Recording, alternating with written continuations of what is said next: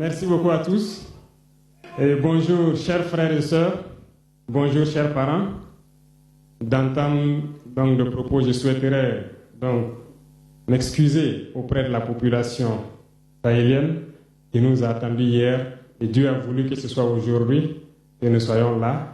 Nous nous rendons grâce pour tous les bienfaits et ce jour si merveilleux qu'on se retrouve ici à Bamako pour la deuxième session du Collège des chefs d'État de la Confédération AES.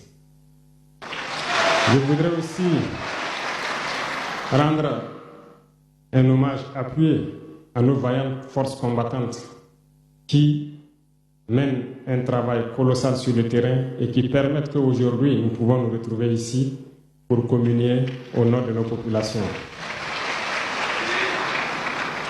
Je vais m'excuser encore une fois de plus auprès de ceux que mes mots pourraient vexer, parce que je n'irai pas par le dos de la cuillère. Nous allons nous attaquer encore aux mots qui miment l'Afrique.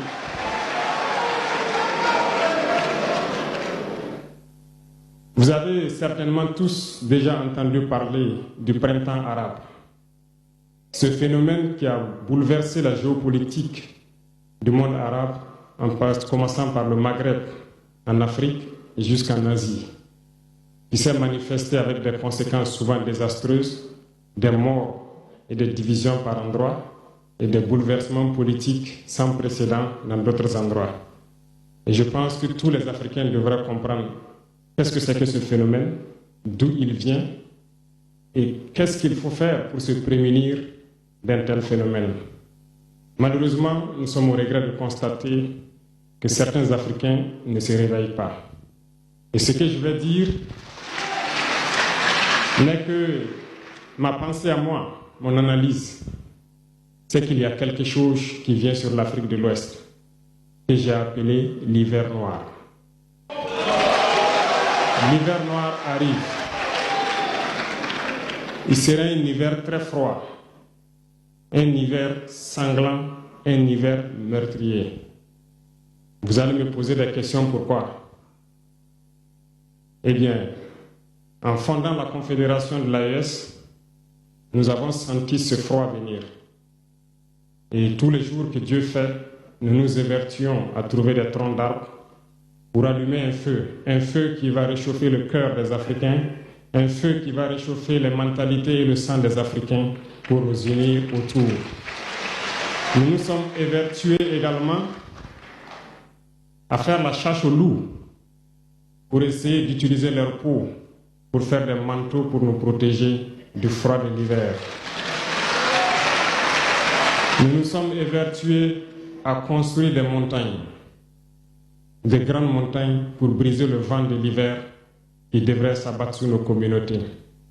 Malheureusement, force est de constater que certains Noirs sont là tous les jours à arroser nos troncs d'arbres d'eau fraîche pour qu'ils ne puissent pas brûler. Ils se transforment en loups ou font en sorte que nous, chasseurs de loups, nous ne puissions pas surprendre le loup.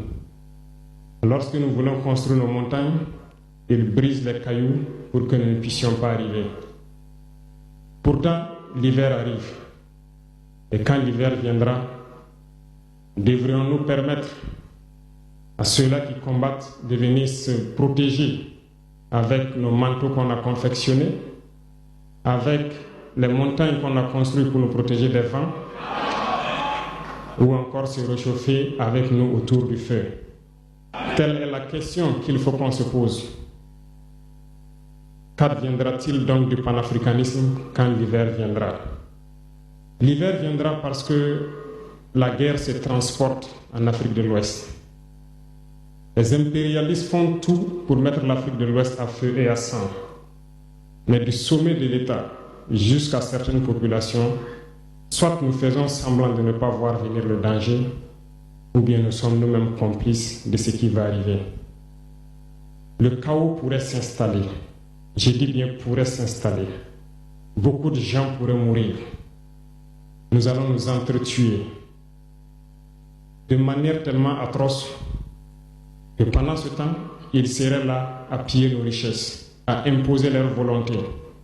Et ceux qui vont survivre de cette tragédie n'auront que deux choix.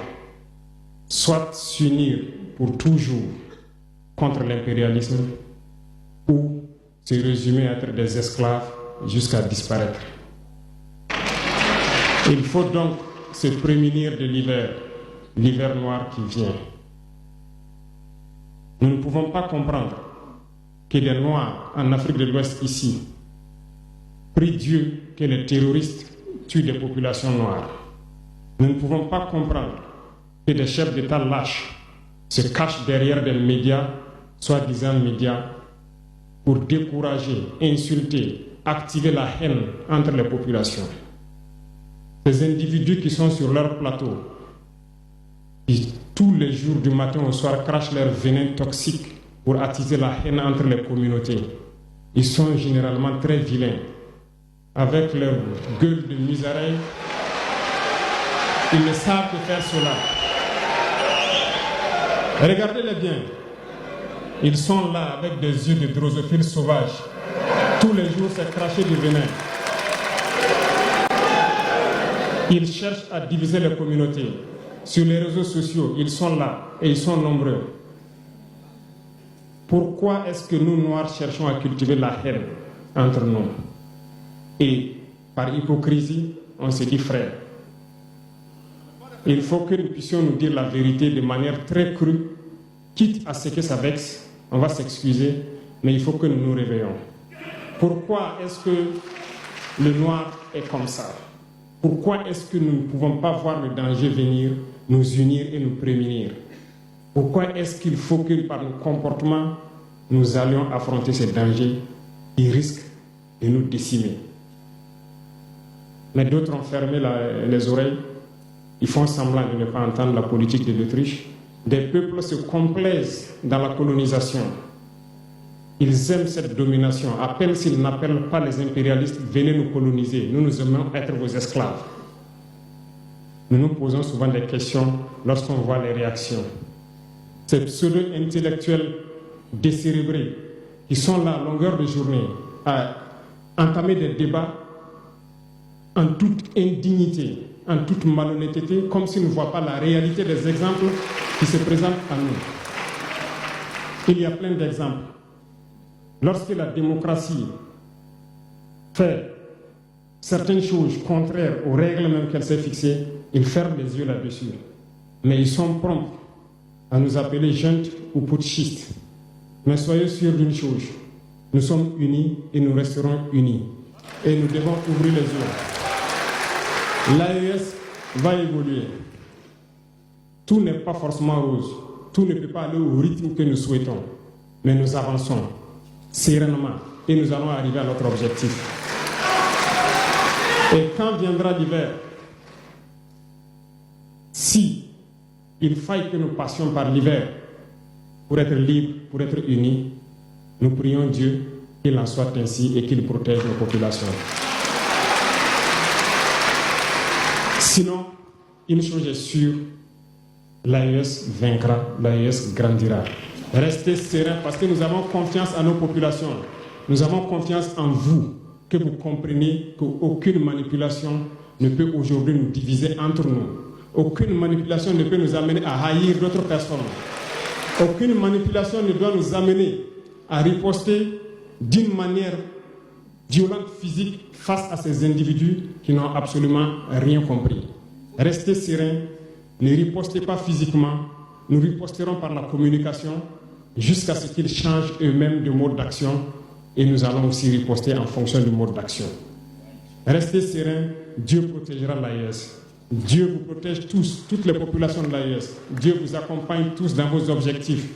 Et Dieu, qui est si juste, se bat pour ceux qui se battent. Nous nous battons. Nous sommes une population résiliente, la plus résiliente de la sous-région.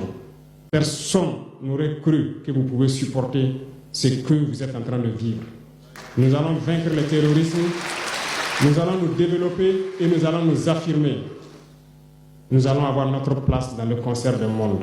Que Dieu bénisse l'AES, que Dieu bénisse notre population résiliente et résistante, que Dieu nous unisse davantage, la patrie ou la mort.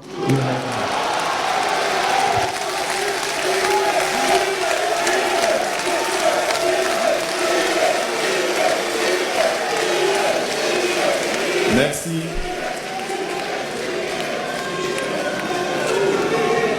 Merci. Excellence, merci pour cette prise de parole. Vous nous avez rappelé que l'avenir du Sahel se construit